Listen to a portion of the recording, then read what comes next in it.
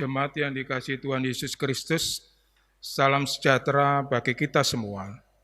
Presbiter GBB Hosea Surabaya mengucapkan selamat datang di hari Minggu kedua sesudah Pentakosta yang dilayankan secara virtual. Pemberitaan firman pada saat ini disampaikan oleh Penatua Andarias Baker. Kiranya Tuhan Yesus Kristus berkenan akan ibadah kita pada hari ini.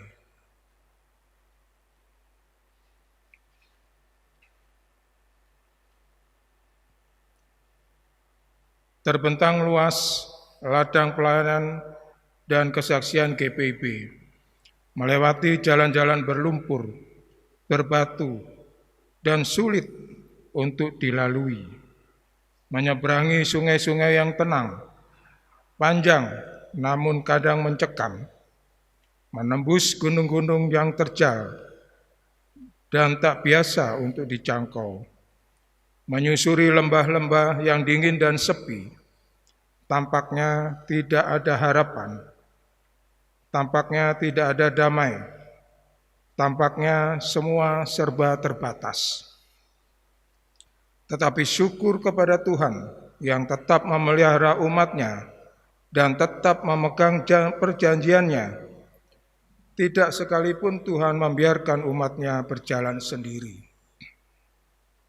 Dalam keadaan yang tidak mudah, Tuhan tetap memegang janjinya dan menghadirkan damai sejahtera bagi umat yang dikasihi-Nya.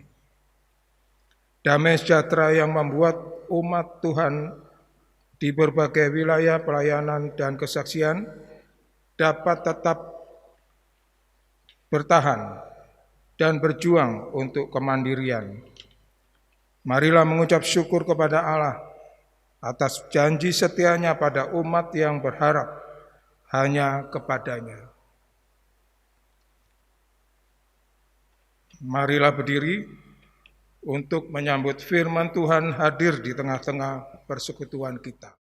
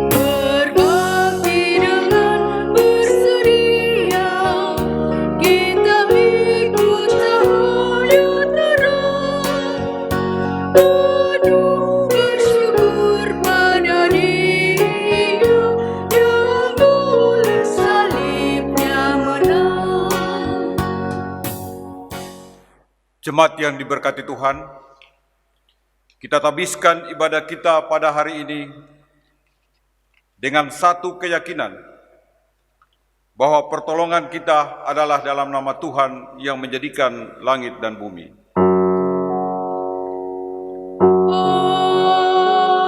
Amin. Terimalah salam, kasih karunia Tuhan Yesus Kristus dan kasih Allah dan persekutuan Roh Kudus menyertai kamu sekalian. Dan menyertai juga.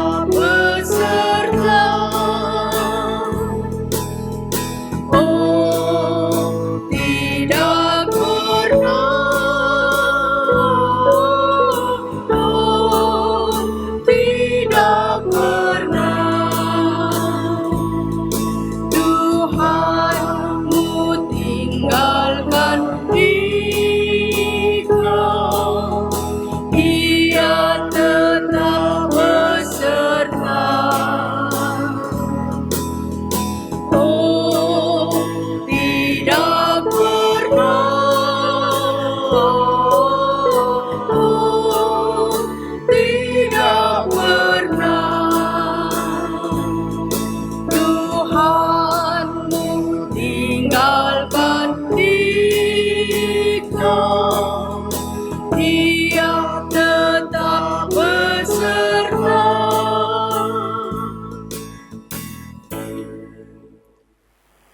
Jemaat yang dikasihi Kristus, mari kita menaikkan doa hari ini. Kita berdoa. Bapa Surgawi, Bapa yang kami imani dalam Tuhan Yesus Kristus, menjalani kehidupan saat ini, begitu banyak pergumulan yang dihadapi kami sebagai pribadi, keluarga, gereja, bahkan negara ini.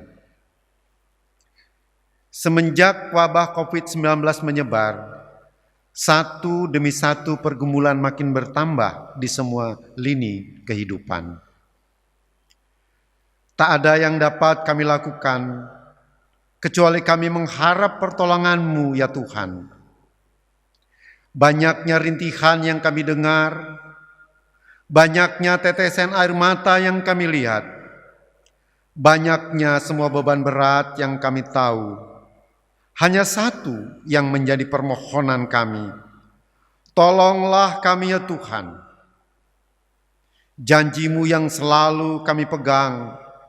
Jika kami datang kepadamu, maka Engkau akan membabat hati yang patah.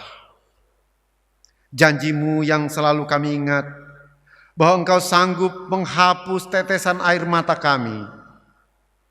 Janji-Mu yang selalu menguatkan bahwa Engkau akan mengangkat beban berat kami. Hanya janji-Mu Tuhan yang memberikan damai sejahtera bagi kami. Tolong kuatkan iman dan hati kami, agar kami pun menepati janji kami kepadamu dengan hidup setia dan taat kepada firman-Mu. Ampuni kami ya Tuhan, jika kami sering mengingkari janji kami kepadamu. Di dalam nama Tuhan Yesus Kristus kami berdoa. Amin.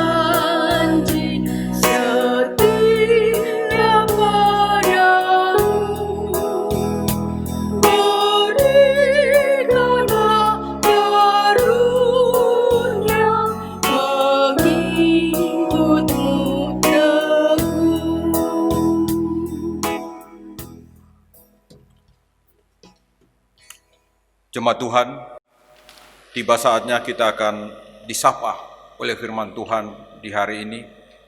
Namun sebelumnya, kita akan memberikan kesempatan bagi vokal grup Duet Samaria untuk menyampaikan pujiannya bagi Tuhan.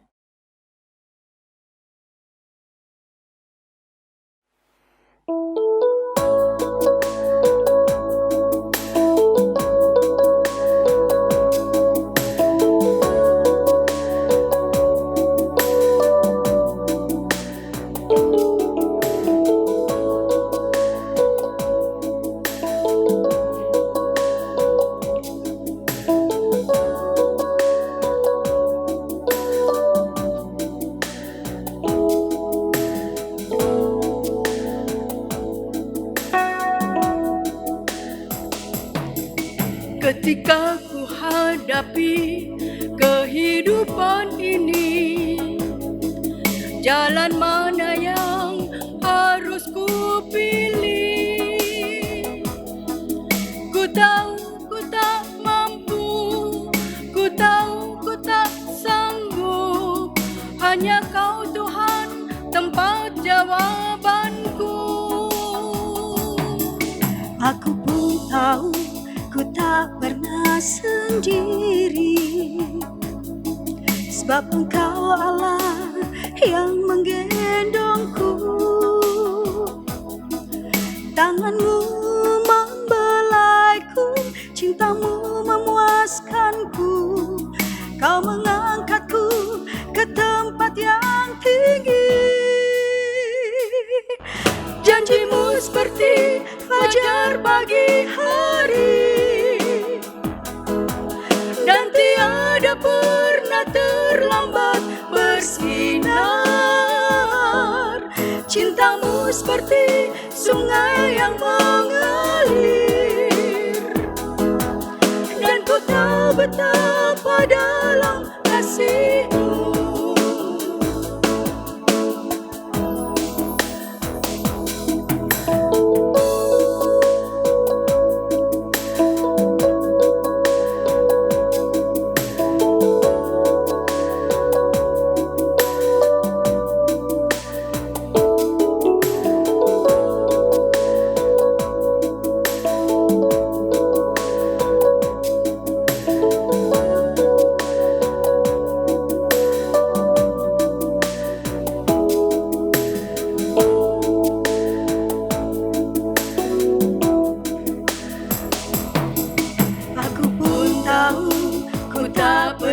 Sendiri, sebab Engkau Allah yang menggendongku.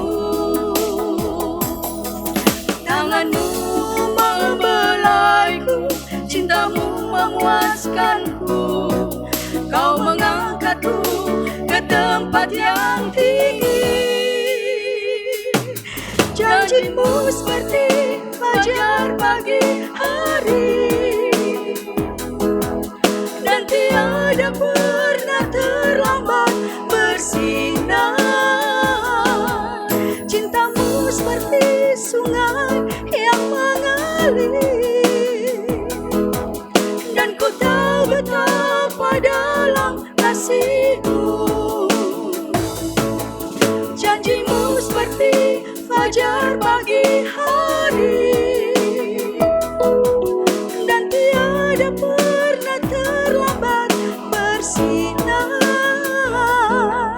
Cinta-Mu seperti sungai yang mengalir, dan ku tahu betapa dalam kasih-Mu. Dan ku tahu betapa dalam kasih-Mu. Dan ku tahu betapa dalam kasih-Mu. Tiba saatnya kita akan disapa oleh firman Tuhan yang menjadi kekuatan dalam hidup dan kehidupan kami. Namun sebelumnya, mari kita berdoa. Allah Bapa kami yang kekasih di dalam Tuhan kami Yesus Kristus, di hari ini ya Tuhan, kami ingin disapa, kami ingin diperbaharui oleh firman-Mu, yang kami yakini di dalamnya ya Bapa di sorga. Ada janji, ada teguran, ada berkat yang akan kami terima. Namun kami sadar ya Bapa di sorga, kami penuh dengan keterbatasan. Sebab itu ya Tuhan, kami mohon Engkau hadir, Engkau artikan kebenaran firman-Mu itu bagi kami, sehingga kami bisa melaksanakan dalam hidup dan kehidupan kami. Urapi hamba-Mu Tuhan yang akan menyampaikan firman Tuhan, maupun kami semua yang mau mendengarnya, sehingga firman ini memberikan kekuatan dalam hidup dan kehidupan kami. Di dalam nama Tuhan Yesus Kristus, firman yang hidup itu, kami berdoa dan mengucap syukur kepada Allah Bapa di sorga. Amin. Marilah kita berdiri untuk mendengar firman Tuhan. Haleluya. Haleluya, haleluya,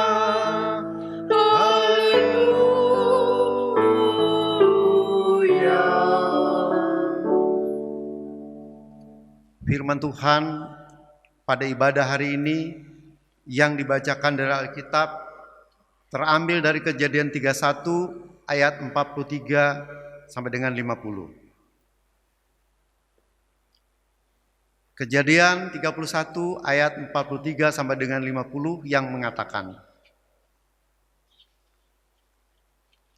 perjanjian antara Yakub dan Laban. Lalu Laban menjawab Yakub, perempuan-perempuan ini anakku, dan anak-anak lelaki ini cucuku, dan ternak ini ternakku. Bahkan segala yang kau lihat di sini adalah milikku. Jadi, apakah yang dapat kuperbuat sekarang kepada anak-anakku ini, atau kepada anak-anak yang dilahirkan mereka? Maka sekarang marilah kita mengikat perjanjian, aku dan engkau, supaya itu menjadi kesaksian antara aku dan engkau. Kemudian Yakub mengambil sebuah batu dan didirikannya menjadi tugu. Selanjutnya berkatalah Yakub kepada sanak saudaranya, kumpulkanlah batu. Maka mereka mengambil batu dan membuat timbunan. Lalu makanlah mereka di sana di dekat timbunan itu.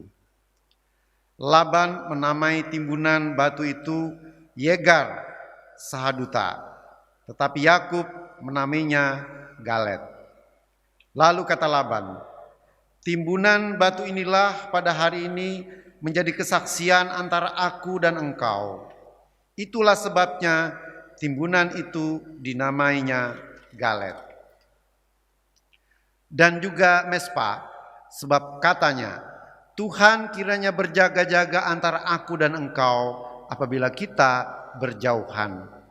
Jika engkau mengaibkan anak-anakku, dan jika engkau mengambil istri lain di samping anak-anakku itu, ingatlah, walaupun tidak ada orang dekat kita, Allah juga yang menjadi saksi antara aku dan engkau. Hendaklah firman Tuhan dengan segala kekayaannya diam di dalam hatimu, dan ucaplah syukur kepada Allah.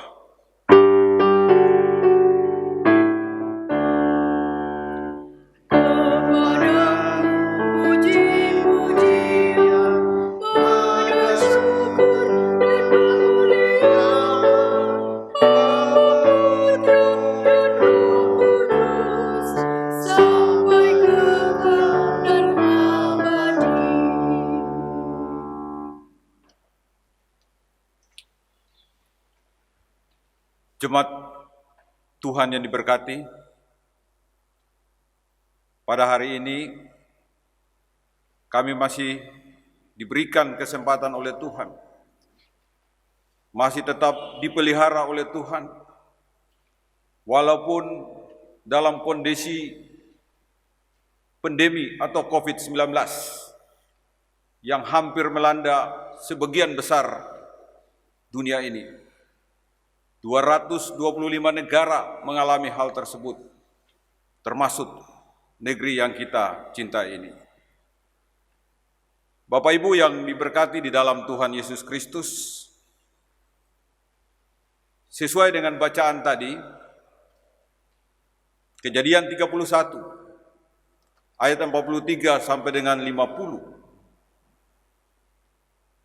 ada garis merah yang bisa kita ambil sebagai topik bacaan kita pada hari ini, yakni perjanjian damai. Pertengkaran merupakan salah satu warna yang menghiasi suatu relasi umat manusia. Saya percaya bahwa setiap kita pasti pernah bertengkar. Baik itu antara suami dan istri, baik itu antara anak-anak, saudara bersaudara, rekan kerja, sahabat karib, Bahkan juga mungkin kita pernah bertengkar dengan orang tua kita sendiri. Pertengkaran itu muncul disebabkan oleh beberapa faktor, seperti iri hati, ada rasa benci, perbedaan pendapat, dan lain-lain sebagainya. Semuanya ini adalah hal yang manusiawi dan merupakan suatu bentuk resiko di dalam kita berinteraksi. Jemaat yang diberkati di dalam Tuhan kita Yesus Kristus. Pada saat pertengkaran itu muncul di dalam relasi kita atau dengan sesama kita, kita harus berusaha sekuat tenaga untuk menyelesaikannya. Tujuannya apa, Bapak Ibu? Agar tidak merusak suatu bentuk relasi yang telah ada. Upaya untuk menyelesaikan suatu pertengkaran dapat disebut juga dengan istilahnya resolusi konflik. Resolusi konflik itu merupakan cara yang dilakukan agar permasalahan yang ada itu dapat diselesaikan dengan baik tanpa merugikan pihak-pihak yang berkonflik. Resolusi konflik dapat terlaksana dengan baik apabila pihak-pihak yang berkonflik mau bersedia untuk duduk bersama dan bekerja sama dengan satu tujuan untuk menyelesaikan perkara atau masalah tersebut. Jika kedua belah pihak telah melakukannya, namun tidak ada hasil yang diperoleh, maka perlu pihak ketiga yang bersifat netral untuk dihadirkan dalam rangka memecahkan perkara tersebut. Jemaat yang diberkati di dalam Tuhan kita Yesus Kristus, kalau dilihat dalam konteks bacaan hari ini, maka pertengkaran itu bukanlah hal yang baru di dalam dunia ini. Konteks pembacaan hari ini merupakan suatu bukti bahwa pertengkaran itu sudah terjadi sejak zaman dahulu kala. Pertengkaran antara Yakub dan Laban itu sudah membuktikan tersebut. Kita ketahui bersama, Yakub itu adalah anak kedua dari Ishak yang dengan cerdiknya merampas hak kesulungan kakaknya Esau hanya dengan sepiring kacang merah. Sedangkan Laban itu adalah merupakan mertua dari Ishak dan juga saudara dari ibunya. Kalau kita lihat, sebenarnya mereka merupakan satu keluarga yang masih saling berinteraksi di situ. Kenapa ini bisa terjadi, Bapak Ibu? Relasi yang kurang baik itu terjadi antara Laban dan Yakub karena terjadi perbedaan karakter di situ. Kita bisa melihat bahwa Laban adalah orang yang sangat licik. Bisa dilihat dalam Kejadian 30 ayatnya yang ke-34 sampai dengan ayatnya yang ke-36. Sedangkan Yakub adalah orang yang sangat cerdik. Dalam konteks hari ini berarti licik versus cerdik. Jemaat yang diberkati di dalam Tuhan kita Yesus Kristus, Allah melihat bahwa pertengkaran antara Yakub dan Laban ini semakin memanas dan terancam untuk merusak hubungan mereka berdua. Apa buktinya terjadi? Apa buktinya sehingga Allah katakan demikian? Sehingga Allah melihat itu. Buktinya adalah Laban berusaha untuk mengejar Yakub dengan suatu niat kejahatan. Sebab itu Allah perlu masuk di dalamnya. Dengan cara Allah datang kepada Laban dalam suatu mimpi, dan Allah itu berfirman kepada Laban, sebaiknya engkau hentikan niatmu, atau engkau hentikan mengatai Yakub. Kita bisa melihat dalam ayatnya yang ke-24. Allah berfirman demikian karena Allah ingin agar relasi antara Laban dan Yakub itu menjadi suatu bentuk relasi yang harmonis di situ. Kalau kita melihat Bapak Ibu, tanpa kehadiran Allah kepada Laban, tentu ceritanya akan lain, dan mungkin saja Laban itu akan mengatai Yakub. Artinya bahwa relasi mereka akan semakin hancur.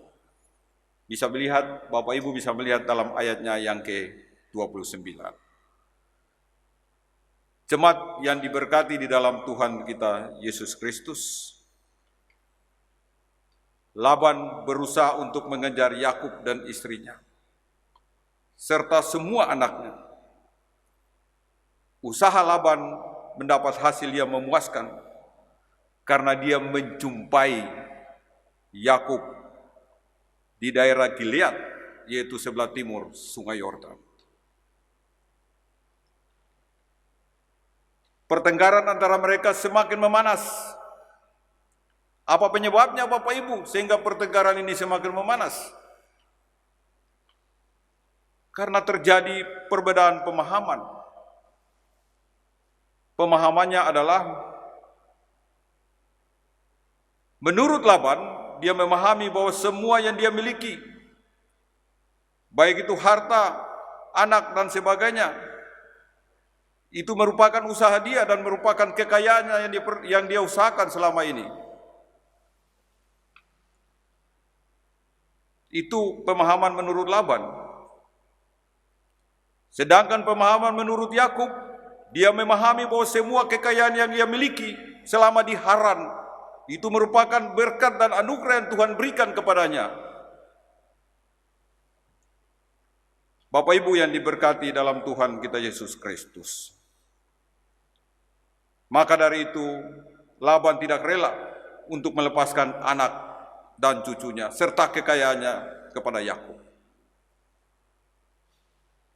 Namun ada titik yang bisa kita lihat di sini, yaitu Laban adalah pribadi yang takut akan Allah. Ketika seseorang merupakan pribadi yang takut akan Allah, maka disitulah kuasa Tuhan itu menjadi nyata, Bapak Ibu. Saudaraku yang diberkati di dalam Tuhan kita Yesus Kristus. Laban melepaskan Yakub untuk pergi. Tetapi bukan hanya pergi, dia harus mengikat suatu bentuk ikatan perjanjian. Kita bisa melihat dalam ayatnya yang ke-44. Kalau melihat cerita ini, mungkin kita akan berpikir dengan akal sehat kita, dengan pemikiran manusia, bahwa Labanlah adalah pribadi yang mendorong terjadinya resolusi konflik. Tetapi kalau kita berpikir dengan cara Alkitabiah, maka resolusi konflik itu adalah diambil alih oleh Allah sendiri. Artinya apa? Laban melakukan hal tersebut karena Allah telah berfirman kepadanya dan ia tidak akan pernah melanggar firman itu. Mungkin Bapak Ibu, jika Allah tidak menemui Laban, maka ia pasti akan melakukan tindakan kejahatan terhadap Yakub. Saudaraku, Bapak Ibuku yang diberkati di dalam Tuhan kita Yesus Kristus. Laban dan Yakub mendirikan satu buah tugu batu sebagai tanda perjanjian damai. Dan dalam Alkitab dikatakan Laban menamai tugu batu itu adalah Yegar Sahuduta. Sedangkan Yakub menamainya Galet namanya atau Mispa. Kedua penamaan ini memiliki arti atau susunan, yaitu bentuk tugu peringatan. Dan tujuan daripada tugu batu itu adalah sebagai tanda perjanjian bahwa masing-masing pihak tidak akan saling pernah menyakiti dan juga tidak akan saling melanggar hak masing-masing. Bapak Ibu yang diberkati di dalam Tuhan kita Yesus Kristus, Tuhan adalah pihak ketiga yang menjadi penjaga dan saksi antara keduanya dalam melaksanakan bentuk kesepakatan bersama di situ. Berdasarkan pembacaan ini, maka kita dapat melihat Allah sendiri yang menjadi pencetus daripada yang saya istilahkan dengan nama resolusi konflik antara Yakub dan Allah. Antara Yakub dan Laban, Kenapa Allah yang menjadi resolusi konflik di situ? Karena Allah itu mencintai kedamaian. Allah tidak menginginkan suatu bentuk pertengkaran yang berlarut-larut antara umatnya. Sebab itu Allah masuk untuk menyelesaikannya. Saudaraku yang diberkati di dalam Tuhan kita Yesus Kristus, bagaimanapun juga manusia adalah ciptaannya yang segambar dan serupa dengannya. Dengan demikian Bapak Ibu, kalau manusia itu diciptakan segambar dan serupa dengan Allah, maka manusia harus menunjukkan sifat Allah dalam kehidupannya. Pertanyaannya bagi kita bersama, apa itu sifat Allah? Sifat Allah adalah Maha Pengasih dan Maha Pengampun. Dan sifat Allah ini harus berada di dalam diri manusia. Bapak Ibu yang diberkati di dalam Tuhan kita Yesus Kristus,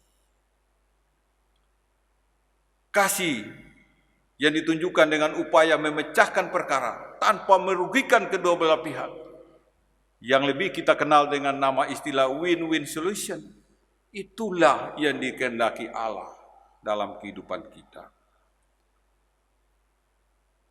Melalui kisah Laban dan Yakub ini, maka kita juga harus belajar untuk menjadikan manusia itu sebagai mitranya. Tujuannya apa Bapak Ibu? Tujuannya agar ada kedamaian di situ. Caranya adalah dengan merealisasinya, dengan meminimalkan rasa ego yang ada di dalam diri kita. Laban dan Yakub tidak akan berdamai bila mereka mempertahankan rasa ego. Ciri-ciri manusia yang memiliki ego tinggi. Apa itu ciri-ciri manusia yang memiliki ego tinggi? Ciri-ciri manusia yang memiliki ego tinggi adalah dia selalu memperhitungkan untung rugi ketika dia harus mengadakan suatu bentuk perjanjian damai. Saya mengingatkan kepada jemaat-jemaat sekalian, hindarilah demikian. Hindarilah memperhitungkan untung rugi di situ. Karena itu dia tidak diinginkan oleh Allah. Saudaraku yang diberkati di dalam Tuhan kita Yesus Kristus, agar kita bisa meminimalkan rasa ego. Tidak ada kata lain di situ, Bapak Ibu. Tidak ada kata lain. Harus ada perasaan rasa takut kepada Allah. Seperti yang dipertontonkan atau yang ditunjukkan oleh Yakub dan Laban. Jemaat yang diberkati di dalam Tuhan kita Yesus Kristus. Pertanyaannya bagi kita bersama, apa relevansinya Laban dan Yakub ini dalam cerita Laban dan Yakub ini dalam kehidupan kita? Intisarinya kan di situ, Bapak Ibu. Apa relevansinya? Berdasarkan perenungan ini, maka Tuhan menghendaki kepada kita agar kita berusaha untuk meminimalkan rasa ego dengan satu tujuan, yaitu untuk menciptakan kedamaian yang sangat dicintai Allah. Meminimalkan ego bukanlah hal yang mudah. Saya percaya itu bukan hal yang mudah. Namun, jika kita memiliki rasa takut kepada Allah, maka hal itu pasti akan terwujudkan. Kita harus bisa melihat dan bercermin kepada Yesus Kristus yang begitu takut kepada Sang Bapa yang mengutus Dia. Sebagai manusia, Ia tentu tidak ingin disiksa, Bapak Ibu. Tetapi ketaatannya kepada Sang Bapa yang mengutusnya, maka Dia rela melakukan itu. Dia rela menjadi tumbal yang menghubungkan antara Allah Sang Pencipta dengan manusia ciptaannya. Dan Dia rela mati di atas kayu salib untuk menebus segala dosa dan kesalahan kita, agar kita memperoleh janji keselamatan itu. Seharusnya yang terpampang di kayu salib itu adalah Bapak, Ibu, Saudara, dan saya, bukan Kristus. Tetapi karena ketaatannya, maka Dia rela melakukan hal tersebut. Bapak, Ibu yang diberkati di dalam Tuhan kita Yesus Kristus. Yesus telah mati dan bangkit.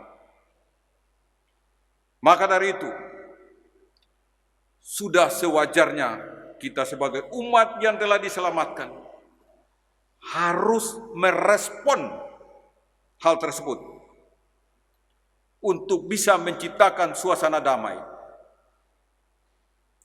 Entah di tengah-tengah keluarga, di tengah-tengah pelayanan kita, di tengah-tengah kehidupan berjemaat kita, maupun di tengah-tengah kehidupan berbangsa dan bernegara. Itulah yang dikehendaki Allah di dalam Yesus Kristus. Kadang-kadang kita melihat bahwa rasa ego itu muncul di tengah-tengah keluarga kita. Antara suami tidak mau dikalahkan oleh seorang istri. Begitu pula antara istri tidak mau dikalahkan oleh seorang suami.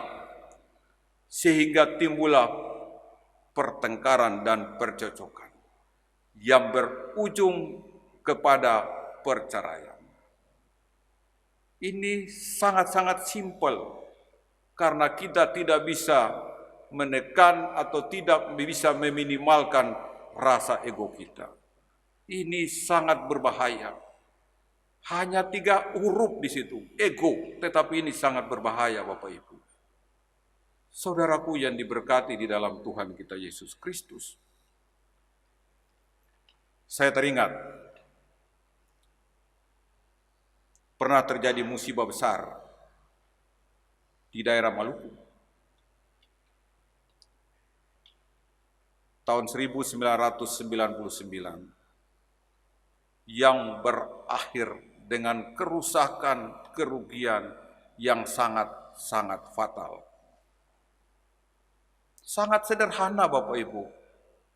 Tidak ada mau yang kalah di situ. Yang akhirnya berdampak kepada kehancuran daerah tersebut.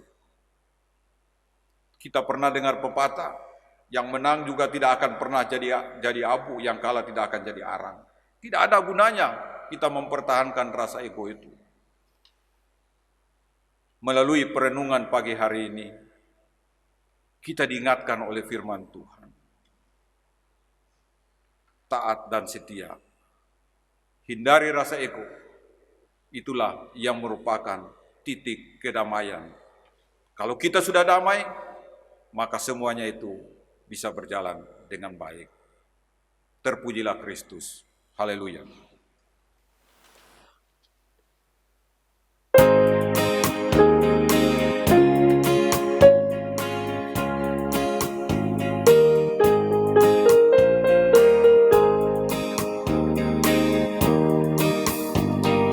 Berpeganglah pada janji Tuhanmu, hidupmu tambahkan pada kasih-Nya.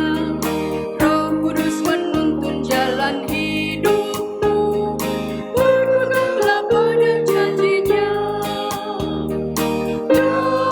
Jangan bimbang, berpeganglah pada janji Juru Selamat. Jangan bimbang, percaya pada janji Tuhanmu.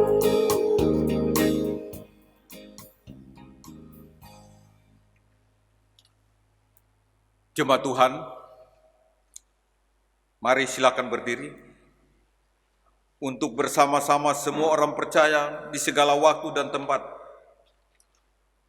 Kita mengaku iman menurut pengakuan iman rasuli, dengan hati dan mulut dan dengan sikap sempurna. Masing-masing orang berkata, aku percaya kepada Allah Bapa yang Maha Kuasa, Khalik langit dan bumi, dan kepada Yesus Kristusnya anaknya yang tunggal Tuhan kita, yang dikandung daripada Roh Kudus, lahir dari anak darah Maria, yang menderita di bawah pemerintahan Pontius Pilatus, disalibkan, mati, dan dikuburkan, turun ke dalam kerajaan maut. Pada hari yang ketiga, bangkit pula dari antara orang mati, naik ke sorga, duduk di sebelah kanan Allah Bapa yang Maha Kuasa, dan akan datang dari sana untuk menghakimi orang yang hidup dan yang mati. Aku percaya kepada Roh Kudus, gereja yang kudus dan am, persekutuan orang kudus, pengampunan dosa, kebangkitan daging, dan hidup yang kekal.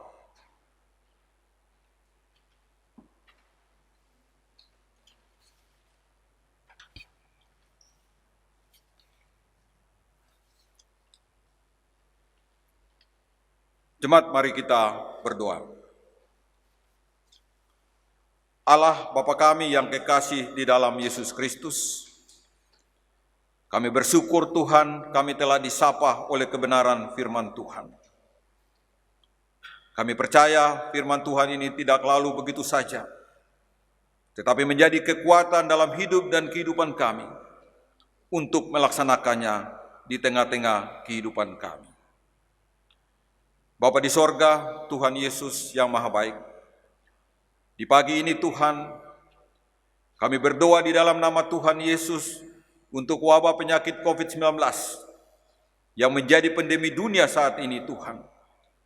Hampir 200 negara mengalaminya, terutama di negeri ini, dan di negeri ini pun juga mengalami hal yang sama. Sebab itu Tuhan Yesus, kami berdoa di dalam nama Tuhan Yesus untuk tim dokter, para medis dan sukarelawan yang menjadi garda terdepan untuk menjadi pelaksana dalam rangka memusnahkan atau menyembuhkan para orang yang terlibat atau yang terkena dalam COVID-19 ini ya Bapa. Kami berdoa di dalam nama Tuhan Yesus juga untuk pasien-pasien yang mungkin sudah terjangkit, baik itu ODP, PDP, dan positif COVID-19, beserta keluarganya Tuhan. Tuhan Yesus yang baik, COVID ini hanya bisa berlalu ya Bapa. Ketika ada belas kasihan-Mu bagi dunia ini ya Tuhan Yesus. Ketika ada belas kasihan untuk negara ini. Ketika ada belas kasihan daripada-Mu untuk kota di mana tempat kami tinggal ya Bapa di sorga. Ketika ada belas kasihan bagi kami semua ya Bapa. Itu otoritas-Mu ya Bapa di sorga. Sebab itu Tuhan, kami memohon Tuhan, berikanlah belas kasihan bagi kami semua ya Bapa. Tuhan Yesus tolong, Tuhan Yesus tolong. Kami berdoa juga Tuhan Yesus untuk ketersediaan APD atau alat pelindung diri dan obat antivirus COVID-19 yang sementara para medis berjuang keras ya Bapa di sorga untuk menciptakan antivirus yang bisa menghilangkan bahkan menyembuhkan COVID ini ya Bapa. Tuhan Yesus yang baik, kami memohon Tuhan, Engkau campur tangan, Engkau hadir di tengah-tengah situasi yang terjadi sekarang ini ya Bapa. Warga masyarakat yang terkena dampak COVID-19 di setiap sektor-sektor juga. Tuhan tolong ya Bapa di sorga. Engkau punya kekuatan untuk menjangkaunya ya Bapa. Dan kami punya keyakinan Tuhan. Ketika kami bersandar dan memohon belas kasihan-Mu ya Bapa. Maka uluran tangan-Mu itu akan turun dan menjamah setiap kami ya Bapa. Terima kasih Tuhan Yesus. Kami berdoa juga di dalam nama-Mu ya Bapa di sorga untuk gereja dan pertumbuhannya. Dimanapun gereja itu berada di seluruh muka bumi. Terutama di negeri tercinta ini ya Tuhan Yesus. Para hamba-hamba-Mu yang begitu setia untuk selalu melayani Engkau ya Bapa di sorga. Baik di desa-desa pedalaman. Engkau tilik mereka. Engkau berikan kekuatan, berikan semangat melayani ya Bapa di sorga, agar mereka tetap dengan tulus dan setia melayani Engkau ya Bapa di sorga. Terima kasih Tuhan Yesus. Kami berdoa di dalam nama Tuhan Yesus untuk GPIB secara sinodal, dari fungsionaris sinode sampai pada tingkat level-level jemaat ya Bapa di sorga. Tuhan Bapa di sorga, Engkau hadir berikan kekuatan kepada mereka. Sehingga proses pelayanan ini tetap berjalan ya Bapa. Walaupun di tengah-tengah kondisi yang kami alami saat ini ya Bapa di sorga. Tuhan Yesus, tidak ada jalan lain selain kami mohon campur tangan-Mu saja ya Bapa. Agar masalah ini bisa terselesaikan. Terima kasih Tuhan Yesus. Kami berdoa di dalam nama Tuhan Yesus untuk jemaat GPIB Jemaat Hosea Surabaya juga demikian. Kami berdoa untuk warga jemaat yang berada dalam kondisi sakit. Engkau memberikan pemulihan, Engkau berikan kesehatan yang sempurna melalui obat, makanan, minuman, dan keluarga-keluarga dengan setia dengan setia melayaninya ya Bapa. Terima kasih Tuhan Yesus. Terima kasih Bapa di sorga. Pagi ini Tuhan, kami berdoa di dalam nama Tuhan Yesus untuk bangsa dan negara kami tercinta, negara Republik Indonesia. Kami berdoa untuk pemerintah, presiden, wakil presiden, para menteri, sampai pada tingkat terendah di mana kami berada, RT dan RW. Tuhan berikan hikmat kepada mereka ya Bapa di sorga, agar mereka dimampukan untuk memimpin bangsa ini dengan bijaksana dan hikmat yang berasal daripada-Mu ya Allah Bapa di sorga. Tuhan tolong ya Allah Yesus ya Roh Kudus, Presiden Joko Widodo dengan para stafnya yang sementara berjuang keras untuk menuntaskan kemiskinan di tengah-tengah pandemi 19 sekarang ini ya Bapa. Terima kasih Tuhan Yesus, terima kasih Bapa di sorga. Kami berdoa di dalam nama-Mu juga untuk kondisi yang dialami bangsa dan negara, kaitannya dengan alam dan bencana. Banyak tanah longsor, banyak banjir, kebakaran di mana-mana yang merugikan pihak-pihak yang merasakannya. Tuhan Yesus, kami mohon Engkau campur tangan ya Bapa di sorga untuk bisa menyelesaikan hal-hal tersebut. Terima kasih Tuhan, terima kasih Bapa di sorga. Kami percaya di dalam nama-Mu Tuhan, bahwa Engkau tidak akan pernah meninggalkan kami. Tuhan tolong, Tuhan tolong. Dengarlah doa kami. Peliharalah kami dalam Yesus Kristus, Tuhan dan Juru Selamat kami, yang telah mengajar kami berdoa. Bapa kami yang di sorga, dikuduskanlah nama-Mu, datanglah kerajaan-Mu, jadilah kehendak-Mu di bumi seperti di sorga. Berikanlah kami pada hari ini makanan kami yang secukupnya, dan ampunilah kami akan kesalahan kami, seperti kami juga mengampuni semua orang yang bersalah kepada kami. Dan janganlah membawa kami ke dalam pencobaan, tetapi lepaskanlah kami daripada yang jahat. Karena Engkaulah yang mempunyai kerajaan dan kuasa dan kemuliaan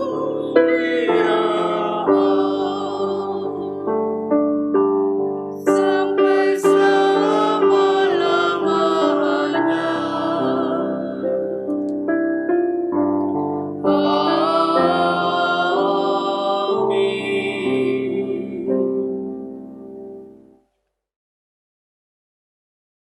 Jemaat yang diberkati Tuhan, marilah memberi persembahan syukur sebagai ungkapan syukur kita kepada Tuhan dengan hati yang tulus.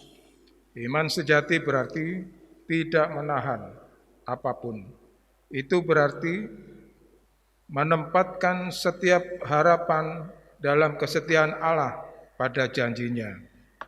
Ingatlah firman Tuhan dalam 2 Korintus 9 ayat yang ke-7 yang menyatakan, hendaklah masing-masing memberikan menurut kerelaan hatinya, jangan dengan sedih hati atau karena paksaan, sebab Allah mengasihi orang yang memberi dengan sukacita.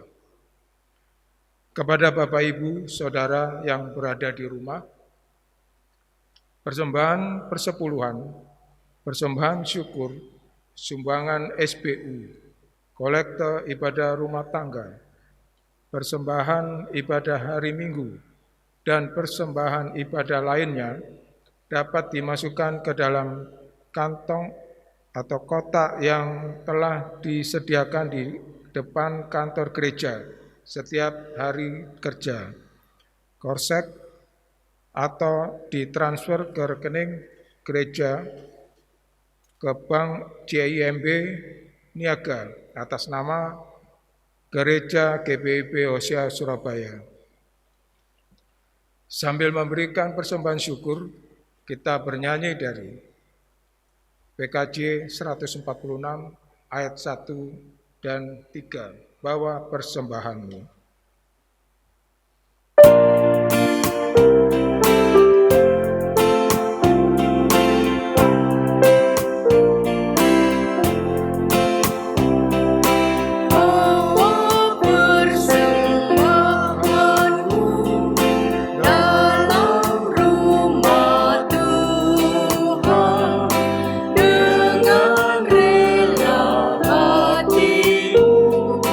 Dengan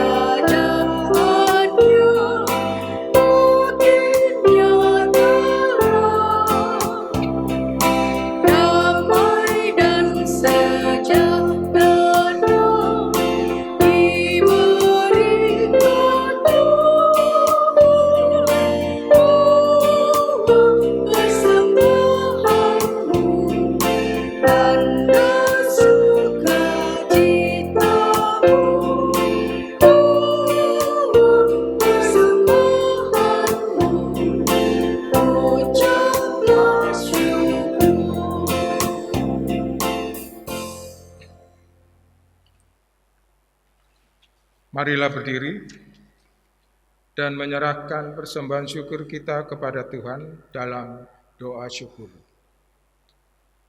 Kita berdoa. Ya Tuhan Yesus, Engkaulah segala-galanya dan sumber hidup kami. Apa yang kami berikan ini adalah dari tangan-Mu juga. Dan karena itu, kami persembahkan seluruhnya untuk kemuliaan-Mu. Bersama. Ya Yesus, Anak Domba Allah, Engkau layak menerima segala kuasa dan kekayaan, hikmat dan kekuatan, hormat, kemuliaan dan puji-pujian. Amin. Silakan duduk kembali. Warta Jemaat 14 Juni 2020. Majelis dan jemaat menyampaikan ucapan terima kasih kepada Penatua Andarias Baker, Duet Samaria,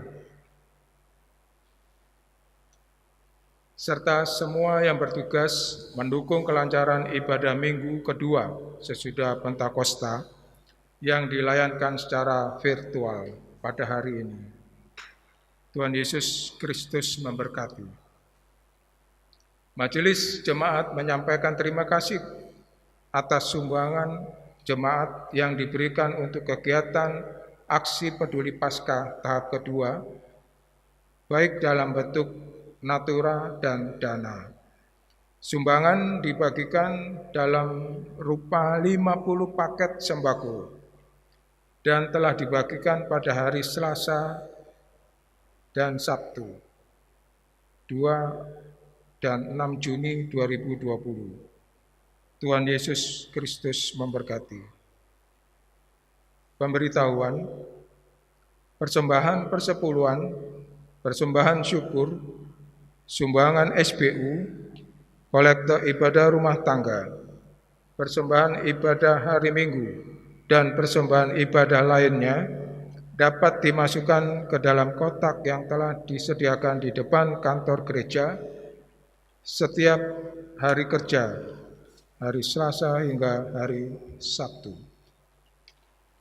mulai pukul 9 sampai dengan 14 WIB, atau ditransfer ke Bank CIMB Niaga atas nama Gereja GBB Hosea. Nomor tertera pada layar.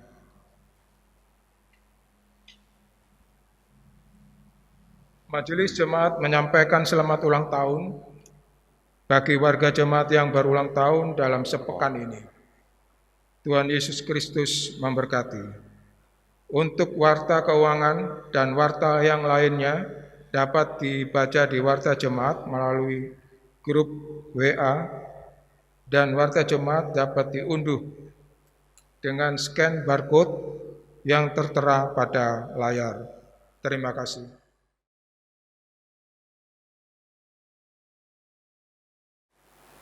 Jemaat Tuhan, marilah berdiri.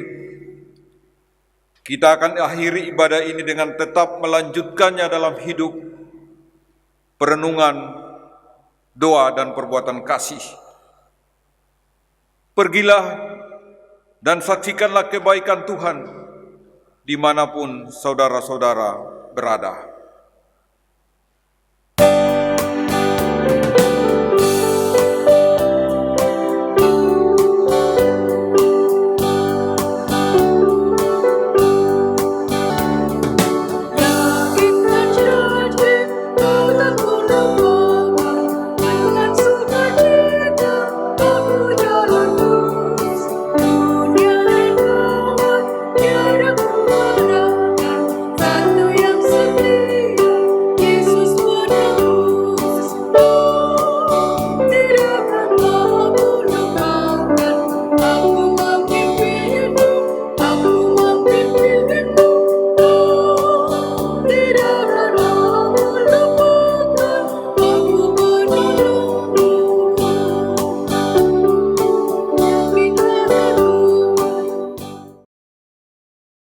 Jemaat Tuhan, arahkanlah hati dan pikiranmu kepada Tuhan.